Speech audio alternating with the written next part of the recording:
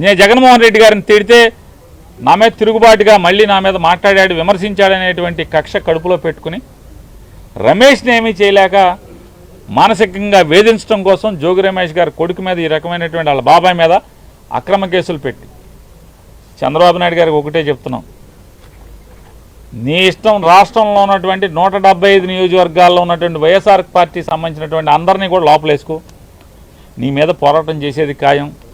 మేమంతా జైలుకి వెళ్ళటానికి సిద్ధంగానే ఉన్నాం. నీ తప్పుడు కేసుల్లో అక్రమ అరెస్టులో ప్రతి ఒక్కళ్ళం కూడా వైఎస్ఆర్ కాంగ్రెస్ పార్టీ జెండా మోసే ప్రతి చిన్న కార్యకర్త దగ్గర నుంచి కూడా జగన్మోహన్ రెడ్డి గారి దాకా అంతా సిద్ధంగా ఉన్నాం. నీ చేతనైంది నువ్వు చేసుకో.